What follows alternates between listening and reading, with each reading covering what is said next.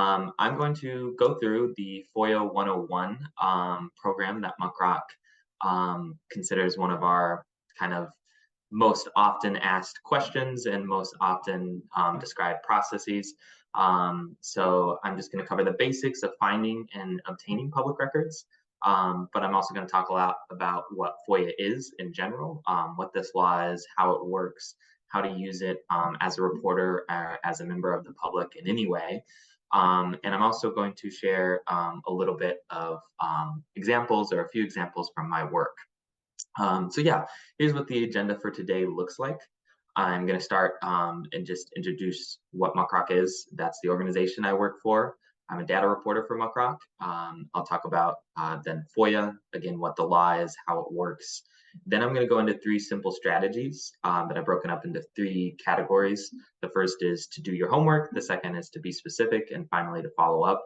Those sound kind of vague or just basic, but I'm going to get into the details on each of those and why they're so important in the FOIA process. And lastly, I'm going to go through a use case of acquiring public records about air pollution and just describe how that worked for me, the challenges that I faced, how I solved those along the way, and what that means for you in filing your own public records requests. So first of all, what is MuckRock? This is kind of our tagline that we always use in describing ourselves. We're a nonprofit collaborative news site that brings together journalists, researchers, activists, and citizens of any kind to request, analyze, and share government documents. That is the most general way to say it, but more specifically, MuckRock is three things, or I like to think of it as three things. First of all, the MuckRock platform is a platform for filing public records requests. So I'm going to show you a little bit of how to do that in a second. But basically, we make these two technologies, MuckRock and Document Cloud. MuckRock helps you file public records requests. It also helps you research public records requests by seeing records requests that other people have filed. And Document Cloud is a tool to analyze the documents you get from those records requests. So Document Cloud is a way to share and host those documents with your own newsroom or with other newsrooms or working on bigger collaborative projects, but it's also a way to host and publish documents yourself. In Document Cloud, there are these things we've been working on called add-ons, which are ways to analyze documents and make some of the most common problems with documents easier to solve to help you kind of get to your reporting questions quicker. And then lastly, there's an editorial team, which I'm a part of. I'm a data reporter on the editorial team.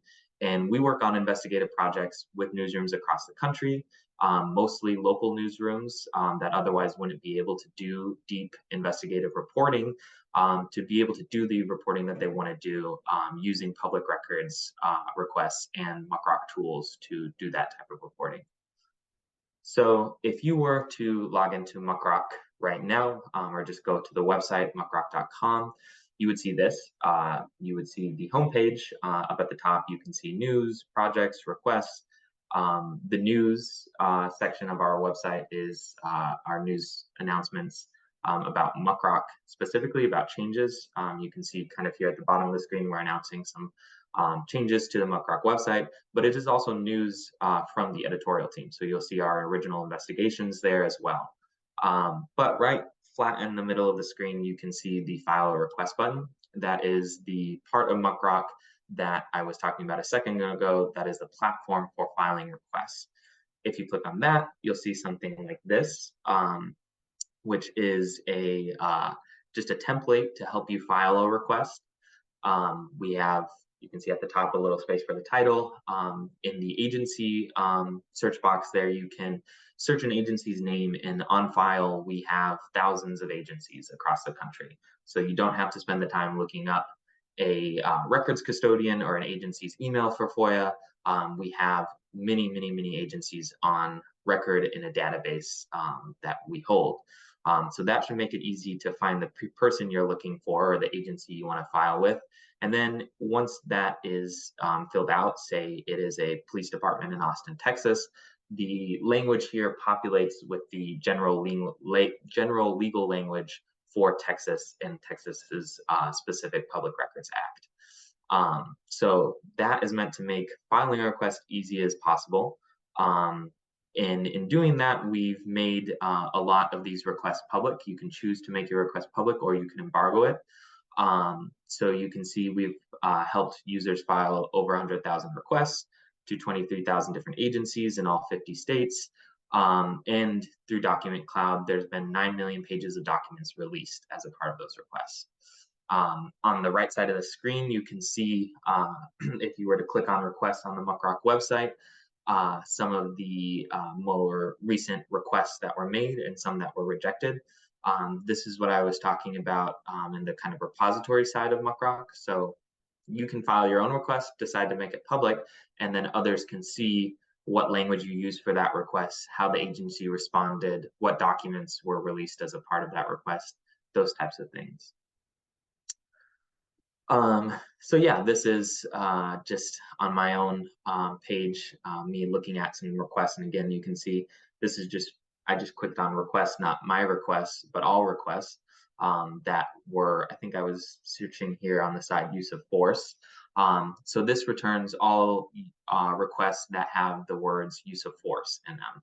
So if you're wanting to request use of force records from your local police office, or police agency, you could go through these requests and see the language that was used, how other people requested it, what types of documents were returned as those in those requests, and whether the request was rejected or fulfilled. And then lastly, like I had mentioned before, Document Cloud is a way to share those requests. This is what on the right side here, what Document Cloud looks like if you're just logging directly in and looking at your different projects and documents you have in Document Cloud. And then on the left, this is what it looks like to run an add-on. And I may talk a little bit about those at the end, but basically you can consider Document Cloud a place to share the documents and analyze the documents that you receive in a request. So that's a lot about MuckRock. And as you can see, FOIA is kind of at the heart of a lot of what we do, if not all of what we do and how we do it. But what is FOIA? So I usually start a conversation about FOIA with a very basic kind of analogy using someone named Joe. On the right side of the screen, you can see my friend Joe. That is actually my friend Joe, but he has been generated with AI to be somewhere he is not. I also don't know exactly what is on his face, but pretend that this Joe is an employee for the Environmental Protection Agency in Pennsylvania. So he works for the EPA in Pennsylvania, and he's really busy. He sends a lot of emails. He signs and reviews a lot of documents. And say he's a database administrator. He works on a lot of databases and all the information that those databases store. That's kind of what his daily work looks like. And these are all the things that he produces doing his job for the government. What FOIA is a law that allows you access to all those things. So Joe's emails and all the underlying attachments therein, the databases that Joe maintains and the important data they contain, and all the documents that Joe works with could be available to you if you request them and know what they are, where they are, and how to describe what document, data, email you're requesting. I say could because there are some exceptions. In FOIA language, these are called exemptions. So the Freedom of Information Act, like I said, is a federal law allowing access to government records. And again, allows access to records unless those are specifically exempt. So the first thing to say there again is these are records that you can describe where they are, you know what they're called or how they're stored. So you can't just ask open-ended questions to a government agency. You can't say, what are your use of force records called? Or what are the ways that police officers document the use of force that they use in different arrests? You would have to say, I would like to have all use of force reports for the years 2018 and 2019.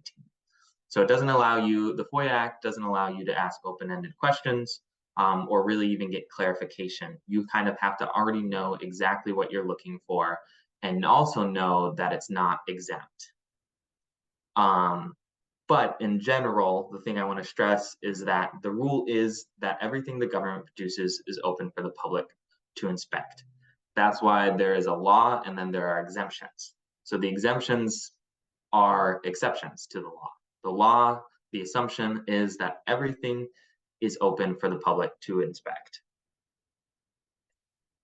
But only if you ask for it the right way. So, like I said, there are exemptions or exceptions to the rule that everything is open.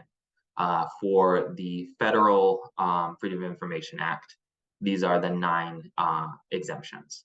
At the state level, there will be a differing amount of exemptions and how they relate to these federal exemptions. So these are the reasons that an agency or a public records custodian might not fulfill your public records request. There are, let's see, there's usually a type of exemption, for example, for ongoing investigations. I'm not seeing that one immediately in front of me.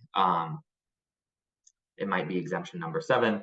But for example, if you request records from the police about an ongoing investigation, and a common exemption is to say there's an exemption in the state law that probably is very similar to an exemption in the federal law that allows us to say this is an ongoing investigation. So yes, these documents are generally public, but in this case, they are exempt. We do not have to share them with you until the investigation is over.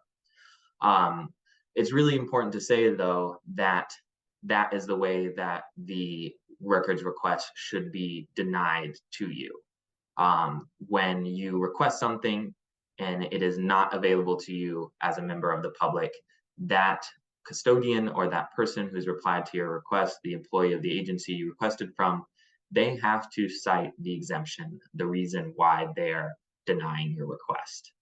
So often, especially at the state level or local level, you'll have employees of local agencies, maybe a local water agency, who may have not responded to a FOIA request before. And you call them and you say, I would like to request, or you email them and you'd say, I'd like to request this and this document about water in the area. And they say, well, no, we don't get that out. That's not an adequate response or rejection to a public records request. They have to say, oh, that document, we cannot provide it to you because it falls under this exemption. So those exemptions are limiting, but they're also very important because knowing them well and knowing how they apply to the documents you're looking for will help you negotiate to get the records that you want and to know when someone is not giving you a fair response. So here's a brief history of FOIA. It has not actually been around for forever. I think for years of me filing public records requests, I didn't really know its history as a law. I just kind of thought, well, we have it. It's been around for a long time. But it actually wasn't until 1966 that the U.S. Freedom of Information Act was signed into law by Lyndon B. Johnson.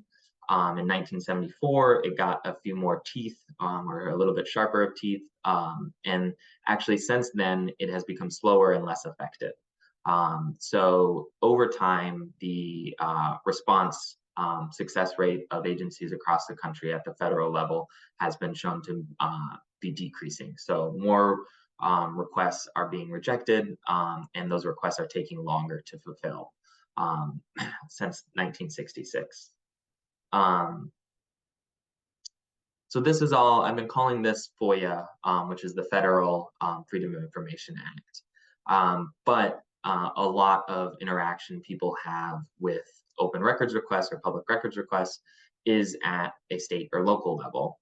And basically what happens is this big Freedom of Information Act that I mentioned just a second ago, signed into law in 1966, it trickles down to the state and local levels in state laws that are modeled after this federal law.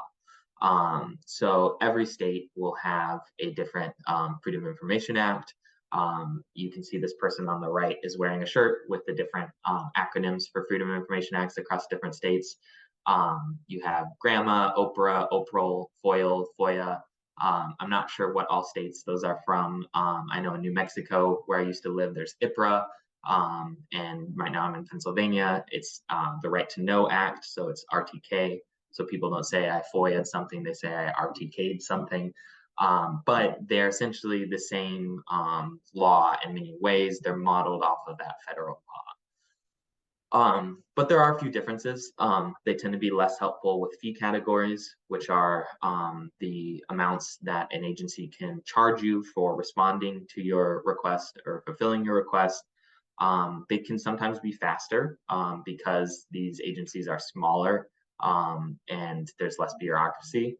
But they can also tend to be more creative with their exemptions. So like I said, someone in the national or the federal EPA may have responded to so many FOIA requests about this specific document that they know exactly where it is and they know exactly how to get it to you in what format, and they can do that pretty quickly. But someone in a local agency, like a local water agency, may not have responded to such a request before. They don't really know where it is. They don't know if they should give it to you. Maybe they haven't done a training or they're not so familiar with the specifics of the Freedom of Information Act in their state. And so they may be more creative with telling you that they can't give it to you. Whereas at the federal level, things can tend to be a little bit more standard because federal agencies often have larger, more systematic teams that respond to public records requests. At the local level, you may get more variation just because of different practices and familiarity with the law and less bureaucracy, which may help that request go through quicker. So that's kind of the basics and overview of the Freedom of Information Act. Now I'm going to go into how it works through those three techniques that I mentioned earlier. So my first technique is do your homework. Like I said at the very beginning of the presentation, you have to know where the document is to be able to ask for it. So you can't just ask an open-ended question to an agency. You have to say, I want this document. For me, when I'm thinking about a request, I often think to myself, what is the exact name of the document I want? Like, do I know what it is called? How a middle manager in this agency would describe it to someone else? Because often in different government agencies, they have their own language for things. So they know where the this and that report is. And so I try to think to myself, if I'm in the office with them and I said, oh yeah, this and this report, would other employees in the office know the document I was talking about? Do I know whose filing cabinet it would be in? Most the time these days, these documents are not actually in literal filing cabinets. They're on people's computers or stored in different ways. But thinking about it for me in the way of, okay, whose filing cabinet would this be in, gets me closer to understanding who's responsible for this document or this piece of data, and what department it's in and what it would be called. I often also poke around on their agency's website for materials related to the data. You could do this by just kind of scrolling around, looking in different parts of the website for documentation on how the agency does different parts of its work. Or you can just Google the agency name. And one technique I often use is adding the characters plus PDF or plus XLSX at the end of that search to return file types in a Google search that have both the agency's name, the keyword I'm looking for, and are one of these specific file types. And again, I think PDFs are really useful. Excel is useful. I realize I forgot to include here PowerPoint. So the extension for PowerPoint is another good one to include, because I found often in PowerPoints from an agency, they talk about how they do the work that they do. So they talk about where the data is, what the process for recording it is, what the document is that is recorded, when, say, a an employee of a city 301 hotline goes and inspects a call for a air pollution incident in a neighborhood, which is an example I'll talk about a little bit later. Um, so they describe the processes of things. And again, knowing these processes of things will help you better describe what you're looking for, and get that officer to that location quicker. And you can also outright ask employees in this process. I try to find employees in the department I'm interested in, or the department I know who might have this document or this data, and then I ask them to describe the process to me. So in the 301 or 311 case, 301 hotlines are usually, they follow up on non-emergency problems that a citizen of a city could call in to the city and say, hey, there's a weird smell in my neighborhood. I don't know what it is. It could be some sort of pollution, some sort of chemical spill. Can you come check it out? This isn't going to go to a 911 hotline, but the city should look into it. It goes to a 311 hotline. Talking to someone on the 311 team, maybe they describe to you how that process works, and they say, oh, well, we receive the call and someone types it up. So that's one document. That's one document you could request, is the raw response when someone calls something in. And then they say, oh yeah, and then we send one of our employees to check it out, and they do a site review. And so whatever that employee produces during the site review would be another document. And then, we find a chemical plant, and we follow up with an inspection there. That inspection document could then be the next document in the process. So talking to an employee who could describe to you the different parts of the process would help you identify the different documents created as a part of the process you're interested in. So it's important to remember in that way that the government is not a vending machine. It might be, but more of a vending machine like this one on the right, and definitely not the one on the left. But there are some different tools for getting into the mind of a government agency.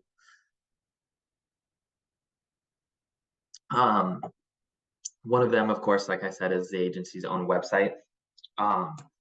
Another is the records retention schedule, a system of records. You can go to MuckRock, our website, and check out requests similar to the one you're interested in, or the agency page we have for that agency, and see what other users have requested to that user or to that agency. You can go to Document Cloud and search through all the public documents on Document Cloud that are hosted related to the different processes or topics you're interested in. Or you can apply some of the search tricks that I mentioned, or especially use Google Alerts for different public records or freedom of information articles related to the documents or data you're interested in. Lastly, I would highly recommend the book Art of Access. That is a big inspiration to me. A lot of the kind of mindset and the ideas that I'm presenting here are presented in different ways in that book. And I think it's a great way to think about how to get into the mind of an agency that produces data and produces records that are important to the public, and how do we find those and make sure that the public knows what those documents or those data say. Secondly, besides doing your homework, you should be specific. This is kind of a byproduct of doing your homework. The more specific you are and the more evidence you have that a document exists, the better. So when you're filing this records request, you should include a citation of the law, the specific document, and again, enough detail for an agency to locate that information. You want to make the process of finding that document or that piece of data as easy as possible for the records custodian fulfilling your request. You also can reference who has the document. You can link to a PDF, like I said, or a PowerPoint where that document is described. And all that information will help ensure that the response to your request isn't, well, this is too broad or overburdensome. We don't know really what you're talking about. And that's sometimes the most difficult response to get. That's the most disheartening response. It's like, oh, okay, they don't even know what I'm talking about. So, it's hard to follow up on that and push back and try to fight to get that document because you may not really know that it is available to you. Somewhat related, if you are specific and you have done your homework, you can be confident. You can say, I know this document exists. I see this PowerPoint that an employee of your agency put together describing the process. And I know it's there. You just have to help me find it. And you can be especially confident if you don't see an obvious exemption in your state records law or the federal records law that applies to this document, that the agency would say, oh, we can't give it to you because this exemption applies here. So yeah, you will definitely face roadblocks in your request. But again, the more specific you are, the smaller those roadblocks will be. If you don't truly know where the document is or how it's described, it will be difficult for you to get the records custodian to find it. Sometimes I feel like it's a little bit like playing the hot and cold game, where you have something in some side of the room and one of your family members or friends gets closer and closer to it, and you say, you're hot, you're cold, you're hot, you're cold, as they go away and to the thing that you're talking about. Most of the time, it'll feel like that. And if you know exactly where that document is, you can tell the records custodian, oh, yes, it is this. You're getting closer to the thing that I'm looking for. Oh, or they give you a call back after they've seen your request and they say, are you talking about this, this, and this? And you can say, no, actually, that's not at all what I'm requesting. But those challenges will be a lot bigger if you don't exactly know what you're looking for. So again, you want to make it really easy for the records custodian to say yes. You want to clearly define what you're looking for, to set specific date parameters, especially, for example, if you're requesting 311 request or you're requesting, what was the other thing that I mentioned a second ago?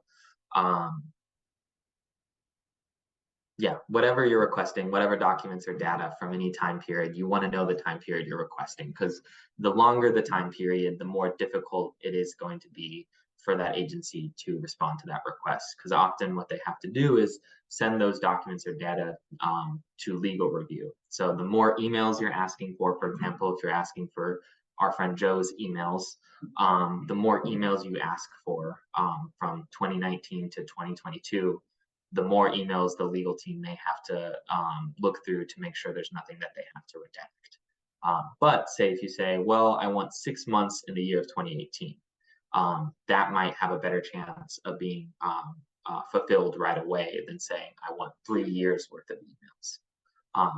That agency might respond and say, this is an overly burdensome request. It returns 300,000 emails.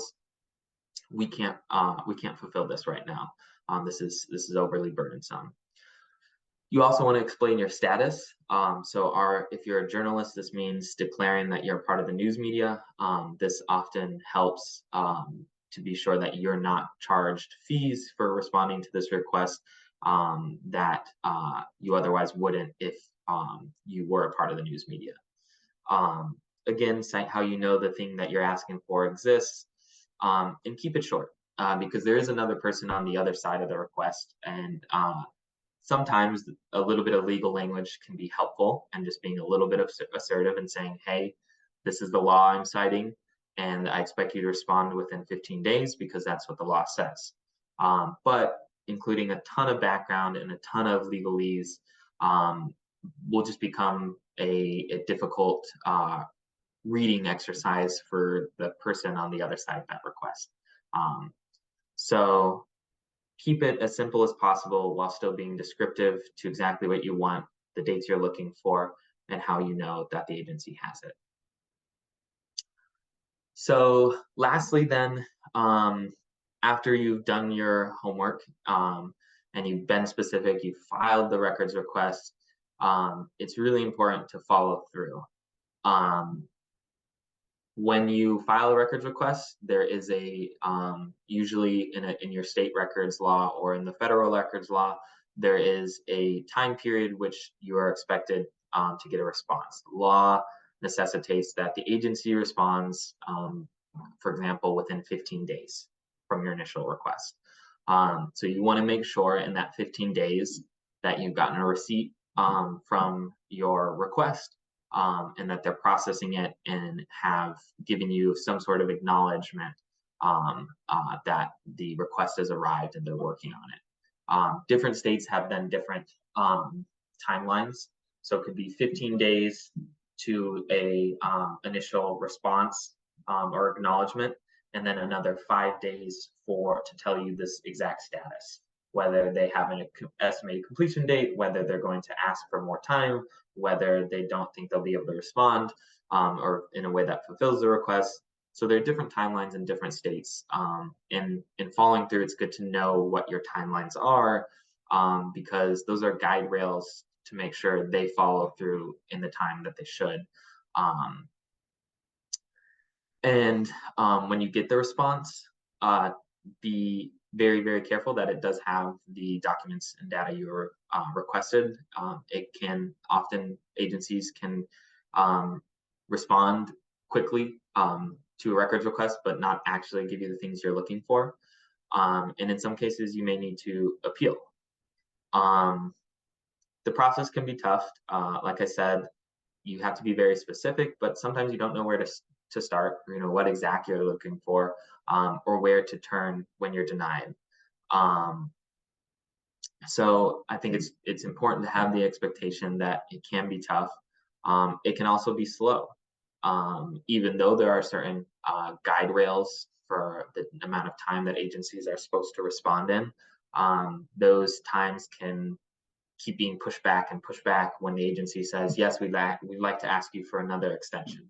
So maybe they said they responded in 15 days and said, we can fulfill this request, but it'll be a month to gather all those emails. And then a month comes, they could say, well, actually, we need to ask for an extension. It's going to be another month. So the process can also be slow, and it can be frustrating. Sometimes you're calling back and forth, trying to describe what you're looking for, and they say they know what that you're looking for, and then they fulfill your request, and it's not at all what you thought you were getting. Or they respond to your request, and it's redacted like this, where you can't see anything that actually happened in a video for an altercation at a corrections facility. It can be difficult to feel like you're getting really close to what you should, and understand that you have the right to access, and then you receive a response like this. That's why it's important along the way to document everything. Again, the law is there to give you some guide rails, and make sure the agency sticks to those guide rails. So it's important when you're following up to follow up in a way that creates a paper trail, or that you document phone calls, or in every conversation, you document your appeals, because FOIA is it is both a very personal thing. You're working to negotiate with someone in an agency, but you're working to negotiate in the way that the law is applied. So you're doing both the human work of understanding that there's a real human on the other side of the phone who has a job and maybe a family and daily responsibilities that are interfering with getting you the documents you need right away. But also there are legal processes that have to be fulfilled in a certain way by law. In that way, sometimes I feel like FOIA is a bit like working with your landlord, because it can be tough, slow, and frustrating. But on the other hand, sometimes it can be really quick and easy. And sometimes a person just goes above and beyond without any effort from you, or any understanding of why they went above and beyond. And again, like working with your landlord, sometimes you need to document everything to show that you're doing your due diligence and you know the relevant law. And again, there is a real human on the other side of the request. I think a lot of People, when they first dig into FOIA, they're so excited by the idea that they have a right to this document or a right to this data, that the government has to provide them with this, that it sometimes can go to your head and you just want to push the button of getting this document as quick as possible. But in reality, there's a person who works for that agency who is doing their best with the time that they have. And it's equally important to know the law and know your right to access that document, as it is to know that the relationship skills you have to flex to work with that person are just as much a part of the process. And lastly, like with working with the landlord, when you know that you're doing your best on your part to work with them personally and abiding by the law, or understanding that what you're asking for is within the context of the law, you can have confidence that what you're asking for is right because you've done the research and you've done your due diligence to know that. And sometimes it won't work out. And just like working with a landlord, sometimes it won't work out and there's nothing you can really do about it at that moment, but you just can't make a scene. You have to think of another way to get to those records. You can think about whether there's another agency who has the same records that you're working with or you're looking for, because maybe that agency works with the other agency. Do those two agencies work together? And one agency wouldn't get you the records, but maybe if you go to the other agency, they'll be able to fulfill your request. Sometimes it can help for the people who the records are about to request their own files. And it's also great to look at precedent. So looking through FOIA logs, which are the records of what an agency has fulfilled in a year or a given time frame, to see what they've been able to fulfill. And you can, again, go through MuckRock and look at what we have on that agency. So to round it out, I'm going to go through an example of start to finish of thinking about records requests and the actual data that I requested and how the follow-up between myself and the records custodian went. First, I'm going to take a quick sip of water. So about a year and a half ago, we being MuckRock, worked with Chicago Public Media, which is WBZ Chicago, and the Chicago Sun-Times, on a series about air pollution in the city of Chicago. We were using a lot of data from air pollution sensors throughout the city. As you can see here on the left, this is what it looks like when you map the readings at those sensors across the city of Chicago. And then you can see here on the right some of the pictures taken during on-the-ground reporting in neighborhoods that we could see had the worst air pollution in the city. So I was working with this data and thinking about how useful this data is to see what exactly the observed amount of pollution in a given area was. But I was also thinking, well, what could we do to go farther in explaining what the sources of pollution are? And this is an example of, this is the type of moment where you can think, well, a city government would likely know what the sources of pollution are, especially in the Clean Air Act. So we did these two stories, or we did several stories. You can see here a link out to the story, and that map again, we put together a way to analyze the data so that other people could analyze the data in real time as well. But we wanted to go farther and understand what more we could or should know about the sources of pollution now that we know what neighborhoods are most impacted by air pollution. Here's two really great examples of reporting that has been able to do that I found when I was thinking about what possibly I could request. The left is a story about a type of document that is produced called a startup shutdown or malfunctions permit. Basically, when a facility is polluting into the air, they have to tell their local government, I'm polluting this much, this is what my equipment is. And when they accidentally go way beyond what they're supposed to pollute, say they blow a fuse and a piece of equipment breaks and a bunch of air pollution is suddenly emitted into the air. They have to then submit this document, or they should submit this document, often called startup shutdowns or malfunctions. This reporting looked at those permits across the state of Texas and what facilities they most often happen at. So what facilities are accidentally polluting a lot more than they should be most often. On the right, you can see this reporting in a similar way using just active air pollution permits. So just the very basic permit that I described as telling the government what you're polluting, what equipment you are, what equipment you have. And this reporting, they analyze by neighborhood where the most pollution is, or where the most permitted pollution is across the state of Michigan. So I was really interested in taking this data that we had and looking deeper into what the government knows, or what the city government of Chicago knows about polluters in the city, and what maybe people in those neighborhoods should know about the polluters in their neighborhood. And I thought about it in a way that I tried to be as systemic as possible.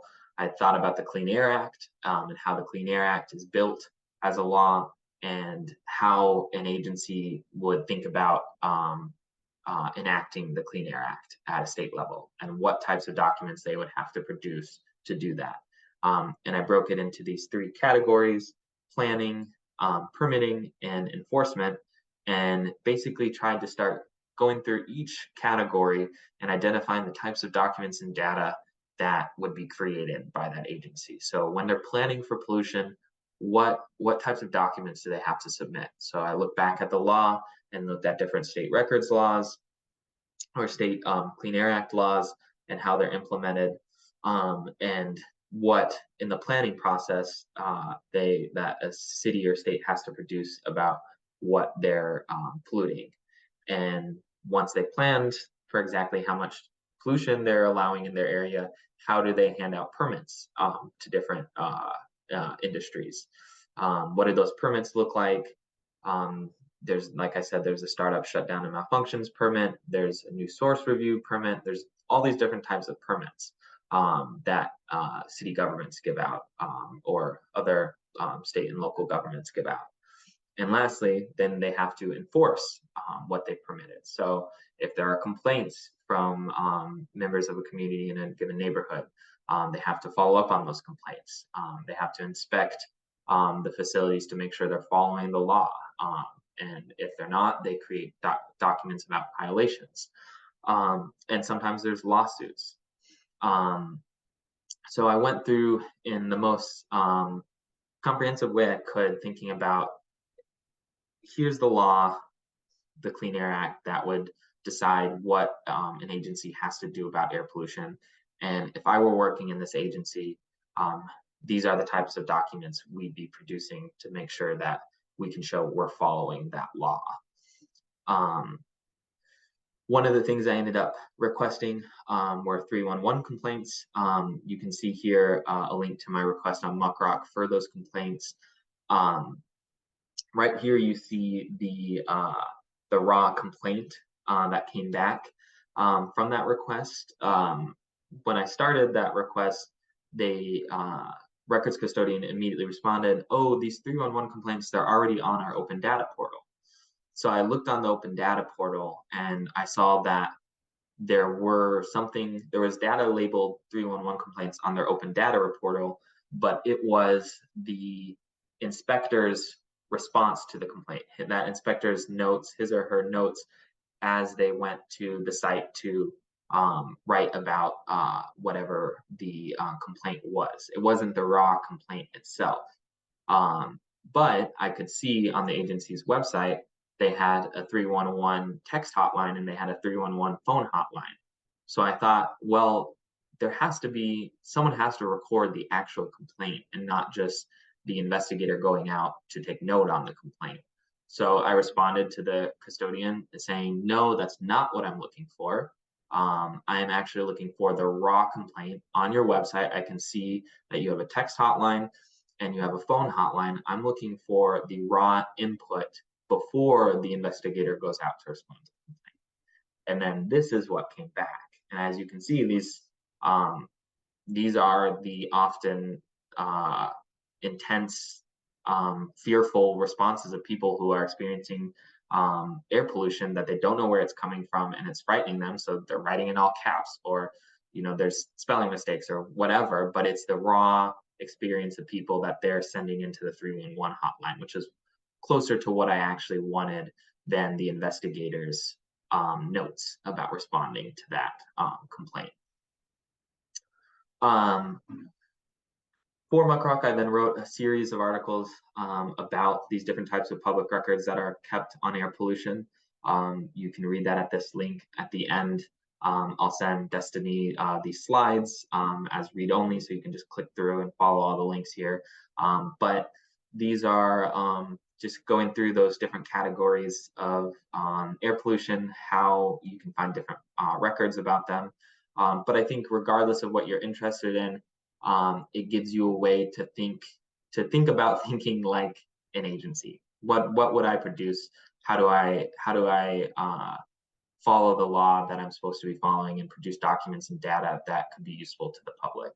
So you could maybe apply this lens to a different agency or a different problem, just thinking through what the agency is required to do and what documents would be produced in that process. And that's it.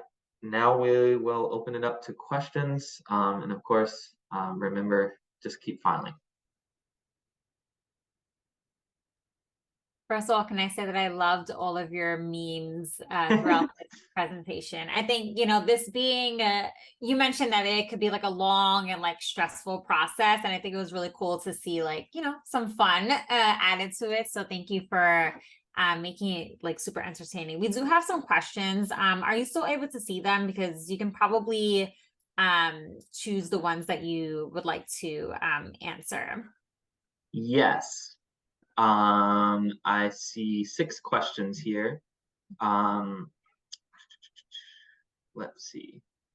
Let me just scroll through them and see what are the questions that I can answer the most concretely. This is a great one. So someone had the question: if an agency gives you an inadequate response about why they declined to provide you with the information you requested, what can you do? That is a great question. And the answer to that question is to first respond to that inadequate response and say, what exemption are you citing?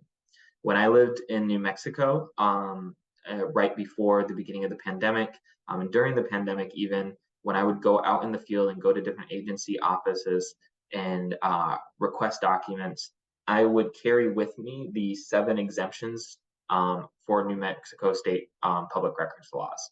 So if I was in the county clerk's office and I was asking for mortgage data and they said, oh, we don't give that out, I would say, I have the exemptions. Can you describe to me which one you think applies to this circumstance? So I think the first thing to do is to give the agency a chance to respond correctly, because just declining a request or rejecting a request without giving the exemption is not an adequate response. And they may, in good faith, just not know that it's not an adequate response, or they may just be betting on you giving up with just a basic no. So first, I would try to get them to give you an exemption. Later on, you can appeal, you can do other things, but the first step is always make them give you an exemption.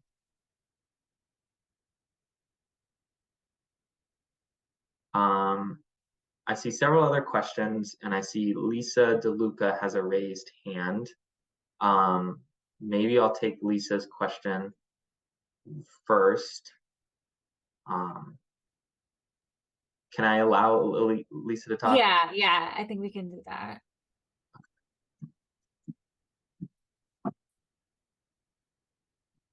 All right, Lisa, you're on.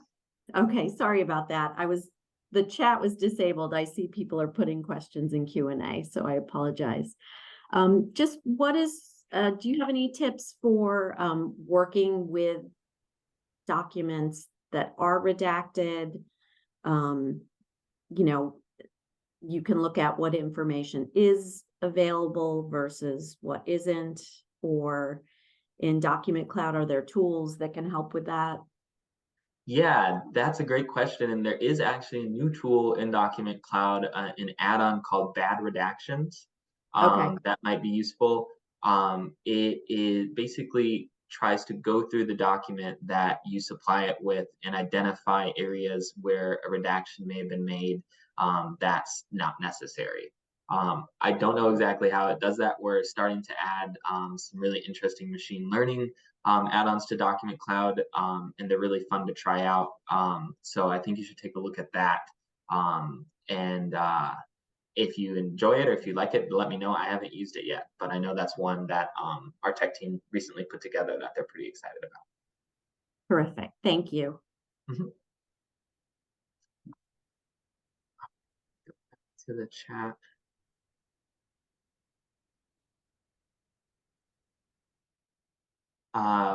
Someone just right now asked what was the name of the site for the redacted docs. Document Cloud is a tool that MuckRock makes that is a way to share documents. And if you have a Document Cloud account, you can use what we call add-ons. They'll be on the top of your screen. So Document Cloud, and then the add-on is called, I think it's just called Bad Redactions.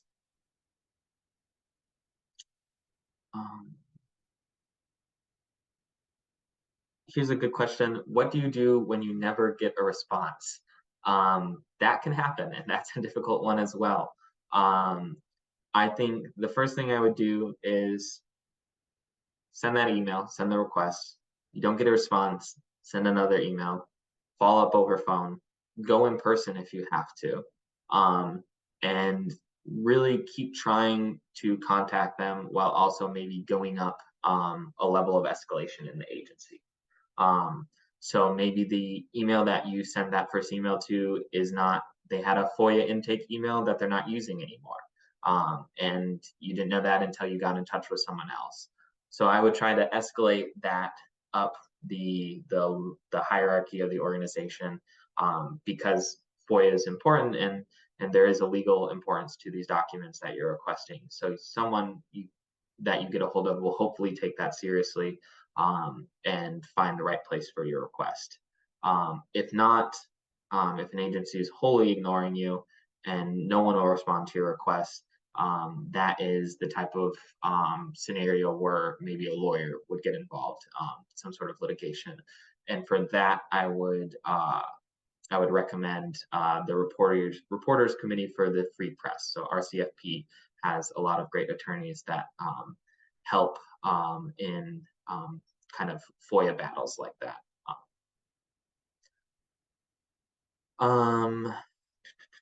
Let's see. There's a lot of great questions here, so I really appreciate that. General question on terms.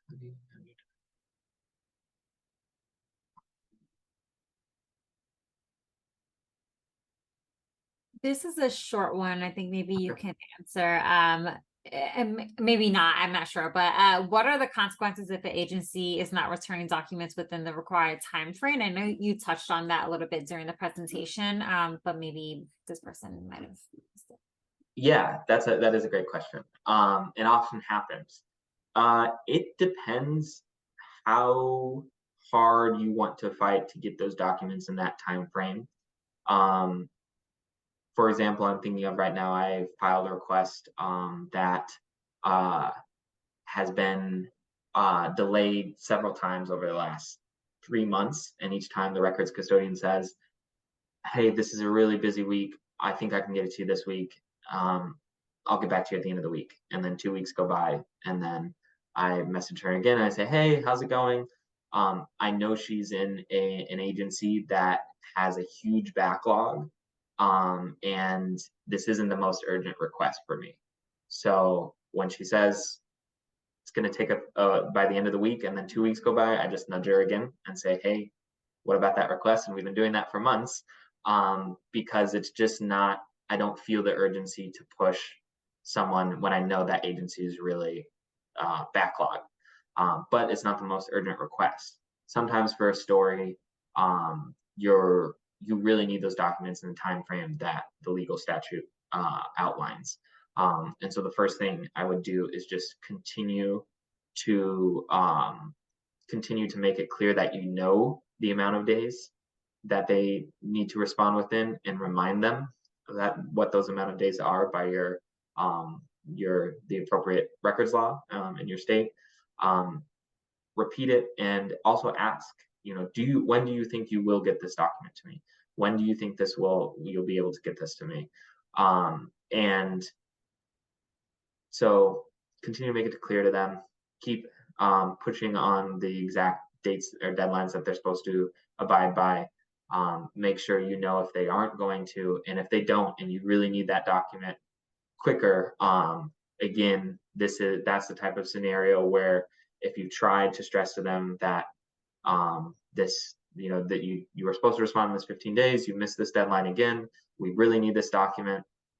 We think there's a precedent for you getting this document to us in X amount of days. We know you can. We know you should. That's a scenario where a lawyer, like a lawyer from the Reporters Committee for the Free Press, might get involved. For me, that's also come up in cases where I was living in a state where they had an open government foundation. In New Mexico, there's NMFOG, and I'm thinking of a case where we needed records from the state police quickly, and we knew they could provide them that quickly, but they weren't. And so we called NMFOG and we said, hey, this is the scenario. Can you push on them? Because they know you hold weight in the open government space, and they know that you have lawyers who hold weight. And so maybe just another prodding would help, and sometimes it did. So if it really is not working in the time frame you need, you may have to have someone else prod them, either with fancy legal headers or with an open government foundation who also carries some. Well, I think we have time for like one more question. I wanted to touch on, I don't know if you could see the first one. It talks about like animal testing. I could read it out loud. This person says, I'm curious how you decide who to send a request to, either state or federal.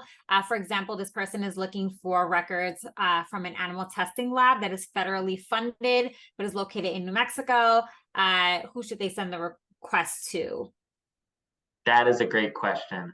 These are the most important questions, I feel like, of FOIA, because it sounds like a very specific thing you're looking for, and you're really close to the document or data that you would need. Like you're owning in on it, but it's a question of exactly what and who would have it.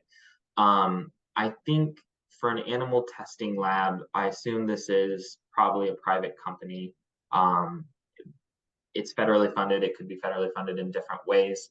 I think to find out how it is being funded, a part of what program in the federal government, would be my first step. So if I know it's federally funded, what program is funding it, and what does that program outline as required documentation to be funded by this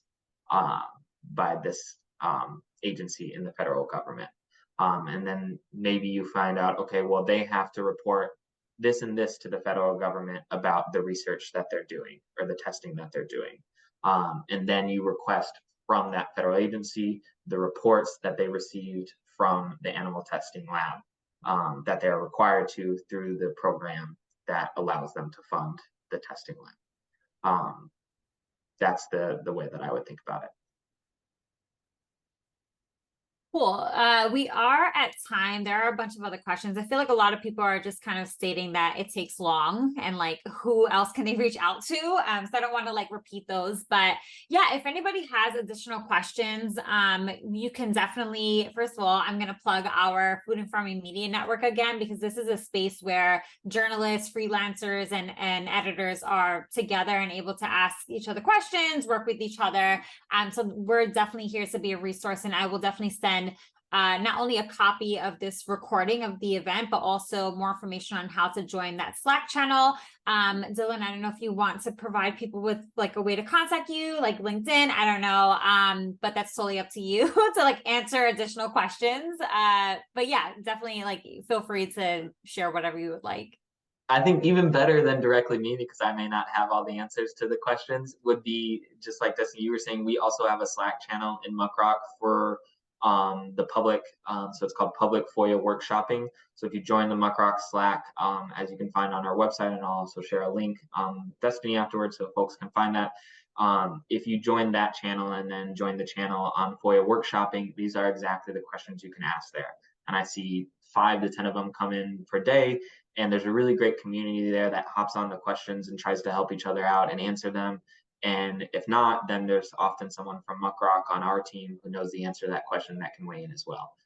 So that'd be a great place to go with all the outstanding questions. I love that. We've provided several resources for you all. So definitely looking forward to seeing you in both of our Slack channels. But again, I wanted to thank you, Dylan, for coming on and taking the time to walk us through the basics, share an example, and share some really cute and funny memes. So yeah, I appreciate it. We definitely would love to work with you again. And again, if anybody has additional questions, feel free to respond to the email that I'm going to send out. You should get a recording of the events by the end of this week. So yeah, if you want to rewatch it, definitely feel free to do that. Yeah, I don't have anything else. Dylan, is there anything else you wanted to add before we jump off? Just a thank you to everyone here for sharing some of their time today with us, and asking great questions.